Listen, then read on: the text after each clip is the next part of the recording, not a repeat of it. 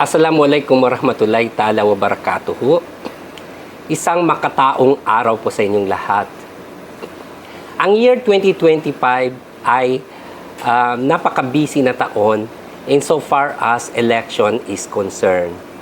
Kasi kung atin pong napag-alaman, sa taon na ito ay may tatlong mahahalagang eleksyon na gaganapin. Meron po tayong national and local elections on May 12, 2025 at magaganap din po ang kauna-unahang BARM regular parliamentary elections on October 13, 2025 at kung matutuloy po yung BSKE Barangay and Sangguniang Kabataan elections on December 1, 2025. Kung kaya't kami po ay naghahandog ng human rights education sa inyo para sa ating mga mamamayan, sa komunidad, lalong-lalo na po doon sa mga boboto. At ito po ay pinamagatang para sa Makataong Halalan 2025, Our Vote, Our Human Right. So, unang-una po, bakit natin tinatawag na ang pagboto ay isang karapatang pantao? Ano po ba ang karapatang pantao in the first place, no? Okay. Human rights are rights inherent to all human beings, whatever our nationality, place of residence, sex, national or ethnic origin, color, religion, language, or any other status. We are all equally entitled to our human rights without discrimination. Yan po yung definasyon na ibinahagi ng United Nations Human Rights Office of the High Commissioner.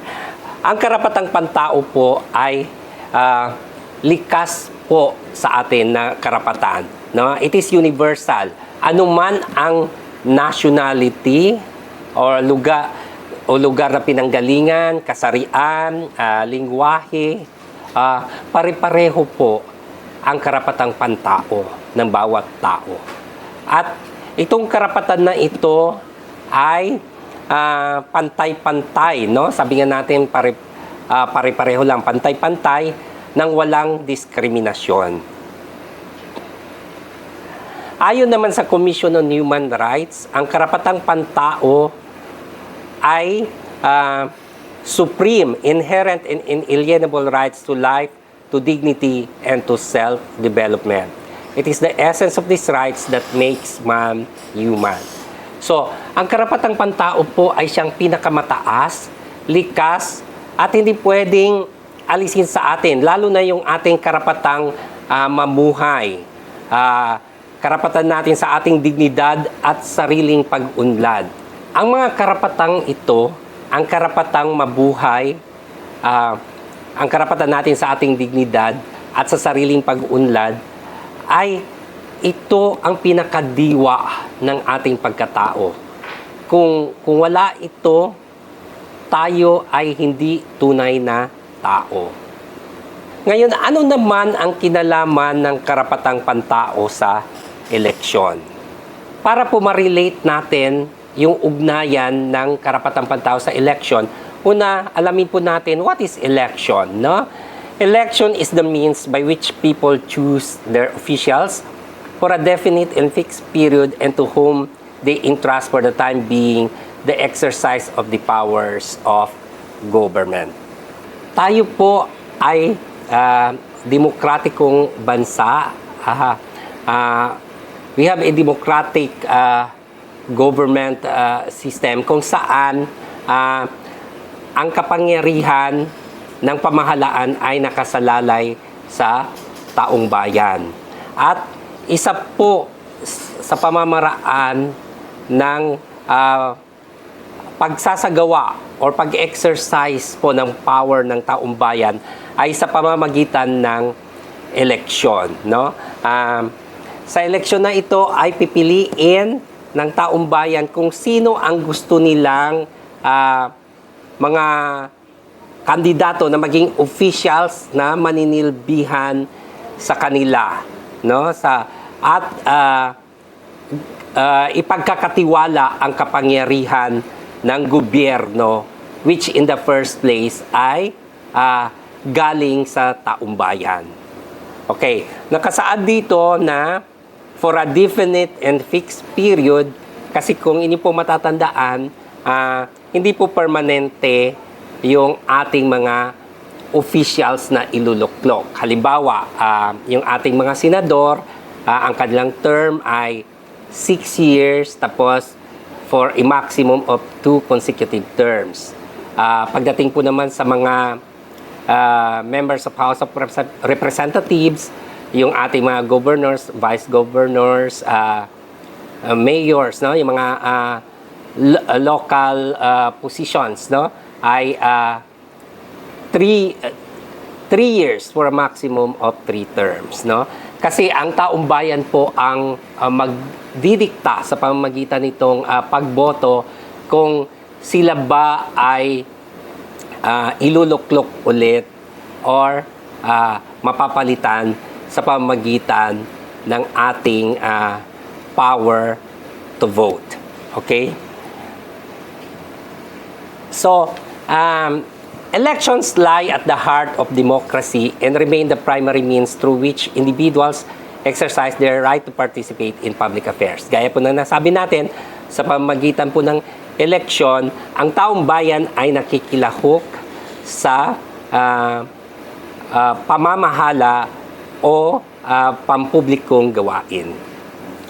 The Philippines is a democratic and republican state. Sovereignty resides in the people and all government authority emanates from them. That is under Section 1, Article 2 of the 1987 Constitution. No? Gaya po ng sinabi natin, tayo ay demokratikong bansa. Ang kapangyarihan ay nanggagaling sa mamamayan. At tayo rin po ay republican state. No? Tayo po, ang taong bayan po ang pumipili ng kinatawan, no? Yung mga officials na niluluklok sa gobyerno para siyang maging kinatawan ng mga tao at magsisilbi sa mga tao. Elections are not just political events, they are human rights exercise. They reflect the voice, dignity, and equality of every citizen. So, ang eleksyon po ay hindi lang po kaganapang pampolitika, kundi ito mismo ay pagsasagawa ng karapatang pantao, no? Dahil sa ang eleksyon po, no, ito ay nagre-reflect ng boses, dignidad at pagkapare-pareho ng mga mamamayan, no? Dahil sa pagboto, lumalabas yung kapangyarihan ng bawat mamamayan na marinig ang kanilang boses at pare-pareho po ang timbang ng bawat boto, ang count ng bawat boto, no? Ano man ang iyong estado sa buhay, pare-pareho po ang count. One person or one voter, one vote lang po, no? Walang mayaman mahirap, walang may pinag-aralan or mangmang, pare-pareho po. Ngayon ay tutungo naman po tayo sa tinatawag na suffrage, no? Ano ba itong suffrage, no? Suffrage is the right as well as obligation of qualified citizens to vote in the election of certain national and local officers of the government and in the decision of public questions submitted to the people. So, ang suffrage po ay ang karapatang bumoto. So, hindi lamang karapatan kundi obligasyon, no? Na bumoto. Kasi hindi sapat na ang mamamayan ay may karapatang bumoto. Mayroon din siyang obligasyong gamitin ito para sa kapakanan or kabutihan ng lipunan. Okay? So, ang suffrage po ay yung karapatan bumoto, samantalang yung election po, ito yung proseso naman po sa halalan. Ang human right to vote is embodied in 3 instruments. Nakasaad po ito sa 3 mahalagang instrumento. Una, ito pong Universal Declaration of Human Rights. Pangalawa, International Covenant on Civil and Political Rights. At pangatlo, yung ating 1987 Philippine Constitution. Sinasabi sa Article 21 Universal Declaration of Human Rights, no? Na gaya nung pinaliwanag natin na the will of the people shall be the basis of authority of government. This will shall be expressed in periodic and genuine elections, which shall be by universal and equal suffrage, and shall be held by secret vote or by equivalent free voting procedures, no? Yung kalooban ng mga tao, no, or kagustuhan ng mga tao ay ang magiging basihan ng kapangyarihan ng gobyerno. At itong kagustuhan na ito or kalooban ng mga tao ay naipapahayag sa pamamagitan ng elections, no? Which shall be universal and equal suffrage, meaning pangkalahatan at pare-parehas na karapatan, no?